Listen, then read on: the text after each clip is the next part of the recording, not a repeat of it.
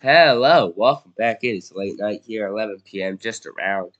And today, well, I'm tired. I want to film this at least at night so I can remember to post it in the morning and I have to do everything. Um, I'm going to be giving my week 2 NFL predictions here. I believe there's 13 games on the slate and then obviously the Monday game. But the first game up, without further ado, is the 0-1 defeated Cleveland Browns versus the 0-1 defeated Baltimore Ravens. And this matchup is really not that deep, right? There's not much to look at here. This is going to be a blowout by the Ravens. The spread is 11.5. I think they cover that. I think they win 31-14. So I think they win by closer to 20 points. I have a good feeling about Quinshon Judkins scoring a touchdown, though. I wouldn't hate that. But I think Lamar throws for 2 tutties. I think Henry gets at least 1 on the ground, maybe 2, for the 4 touchdowns there. And I just think that this game is not interesting at all. And then our next game we have at 1 p.m.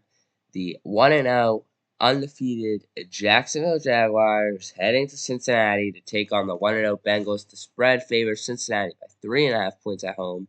And honestly, I think that's very generous. I think we should back the Bengals here. I know that defensive struggles are there, but when you have the offense of core Chase Brown, Joe Burrow, Ja'Marr Chase, not Justin Jefferson, Ja'Marr Chase, T. Higgins and those guys, I just think they're going to put up too many points for Trevor Lawrence to keep up with. So I think 3.5 is a good spread. I'm not sure how many points they'll put up.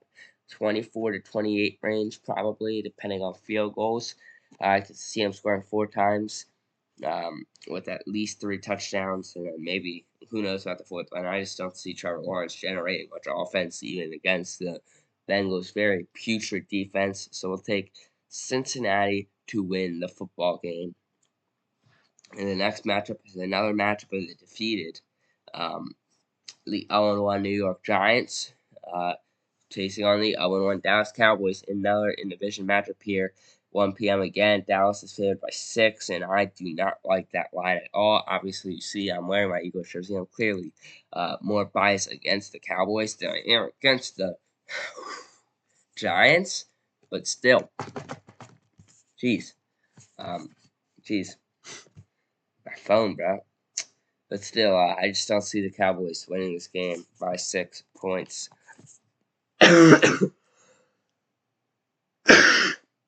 Bless you. Thanks. I just don't see that happening. I think it's a close game. I think it's low scoring. And I think the Cowboys win, but I think it's within 6, maybe 13-ish game. Just not a high scoring matchup. And I see the Cowboys taking that one. So right now I'm backing off favorites. Let's see if that changes. It's not going to change this game. We got the 0-1 Chicago Bears in division against the 0-1 Detroit Lions. Jared Goff, Caleb Williams. Lions 6.5-point favorites at home, favored by a touchdown. And I wouldn't go as far to say I would bet the spread, but I would definitely back the Lions in this matchup against the Bears. They showed last week that they're not as good as we thought they were, but they're still going to be a lot better than Detroit for at least one more year. And so that is why I'm going to back the Detroit Lions and take another favorite in this 1 p.m. window. We have a lot of 1 p.m. games. There's only 3 4 p.m. games. So, yeah, like 10 of the games are 1 p.m. Next matchup is going to be the 0-1 Patriots versus the 0-1 Dolphins in division. Dolphins favored by 2.5. But I am going to have to take Drake May to pick up the road W at Hard Rock. I think Drake May figures out a way to manufacture a huge Patriots win and show that the Patriots, while they're still going to suck this season, show that the future might be bright for this Patriots core with Drake May involved. Jeez. Got a little cold, I guess.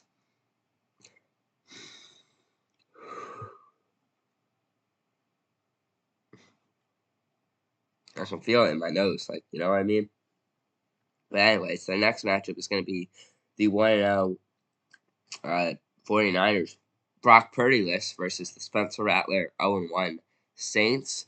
So Mac Jones or Spencer Rattler, two horrible quarterbacks. This is going to be one of the worst games of the week for sure. But I'm still going to back the Niners, slight favorites. I think that they win on the road pretty easily and get that one done. And there's not much to say there because that game's going to be boring with Mac Jones or Spencer Rattler. There's not going to be a lot of points produced. But Mac Jones just has the better core to produce points than Rattler has. So at the end of the day, I'm going to say Mac Jones produces a little more than Rattler. And then our next 1 p.m. matchup is the undefeated 1-0 Buffalo Bills versus the 0-1 Jets. The Jets led by Justin Fields. They put up a shootout against the Steelers last week. Obviously, the Bills made that 0.9% chance come back in the last 2 minutes. The Jets lost a very close game on a game-winning field goal from Chris Boswell with 1 minute left, and they were not able to recover. And I just don't think that you're going to get to that in this game. I got the Bills by 10+. Spread is 6. I feel comfortable taking the Bills to win by a touchdown or 2 field goals here. And move on. We have 2 1 p.m. games left.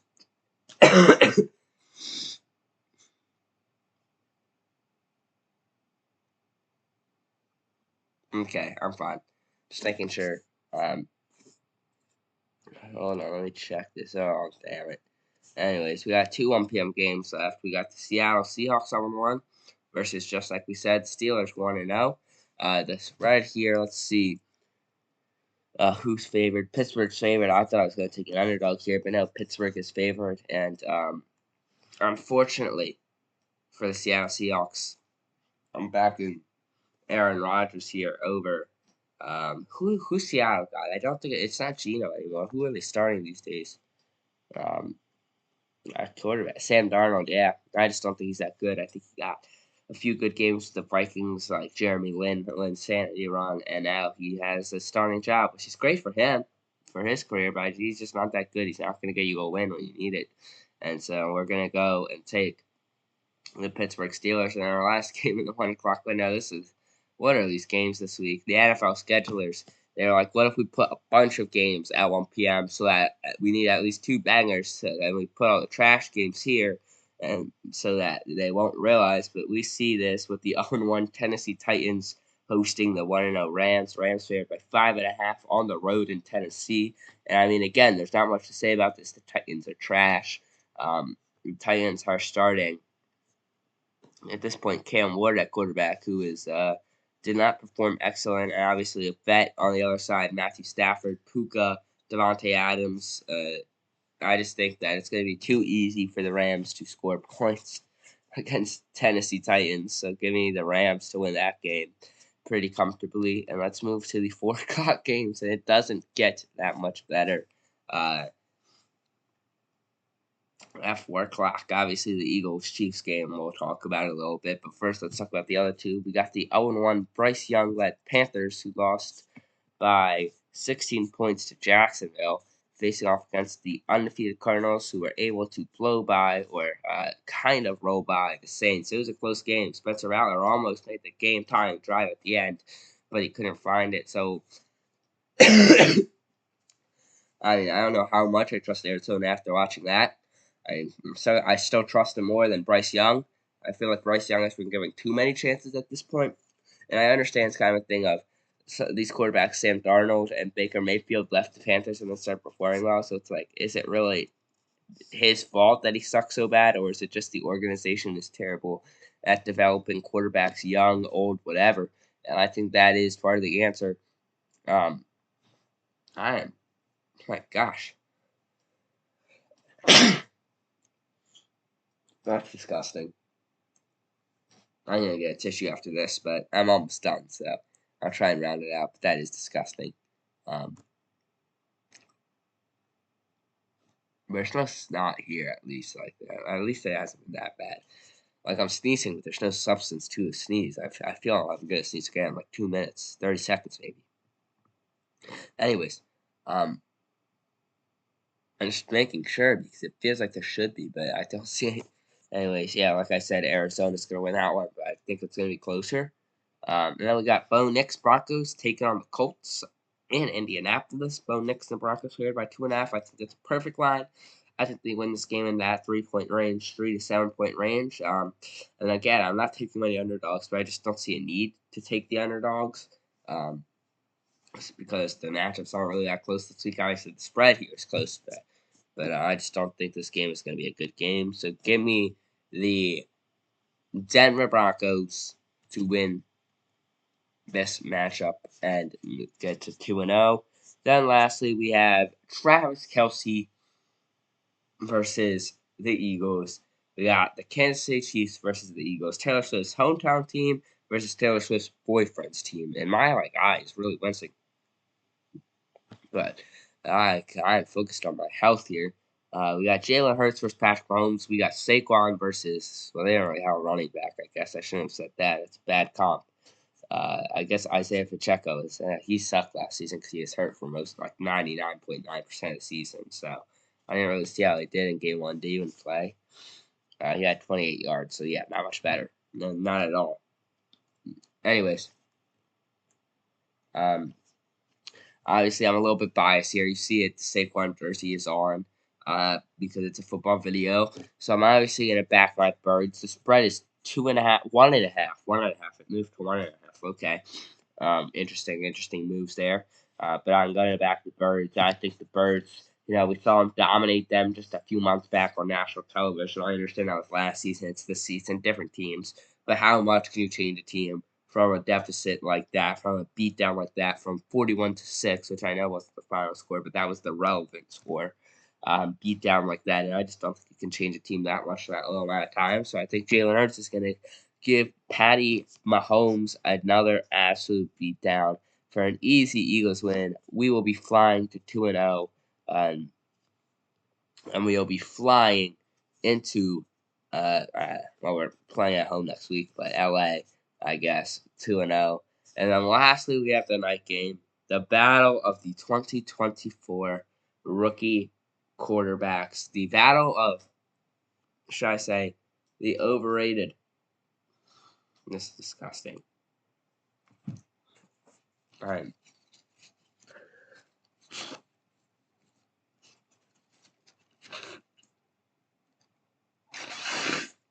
I saw a tissue on standby, so I used it. So hopefully that clears me up.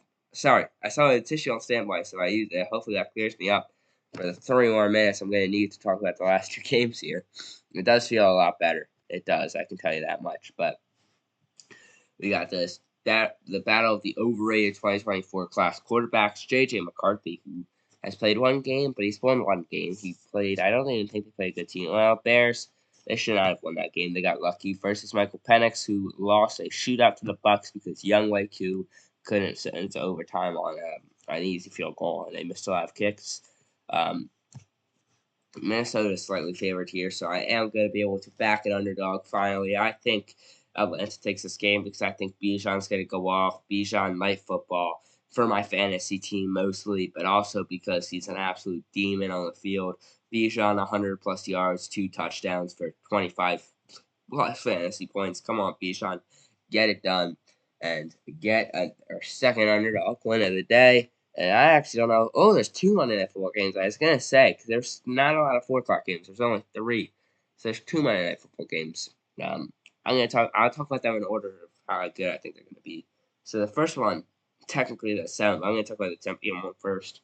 Chargers Raiders. Oh wow. Chargers Raiders is low key a rivalry now. Not really, but back a few years ago, both teams were 1 win shy of making the playoffs. Whoever won made the playoffs, but and then somehow the Cowboys or something would get in. It wasn't the Cowboys, but it was someone. It was a team like that. The Cowboys would sneak into the playoffs because they're obviously in the AFC. I think it was the Steelers would sneak into the playoffs because I think that was the season where they started really good and then they fell off really hard. It might have been that, but it might have been the next season. But basically, a tie would have got to both in Atlanta overtime. There was a minute left of overtime, so everyone thought they were just going to take the tie, and Derek Carr called a timeout with a minute left. Obviously, Derek Carr has recently retired, if you didn't know.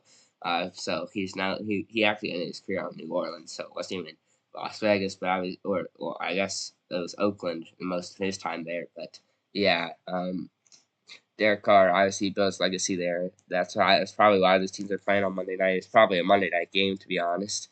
And it's probably actually flexed, but I'm going to back the Chargers here. They're slight favorites, 4-point favorites. I back that heavily um, over the Raiders. The Raiders just suck. Who's starting for the Raiders? I actually could not tell you.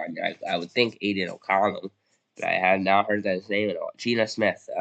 Geno Smith. Brock Bowers is questionable. He's probably likely, if you know what I mean. I don't think he's questionable. I think he's more likely than questionable, but what do I know? And on LA side, everyone looks healthy. Yeah, I just don't see how you can knock back them.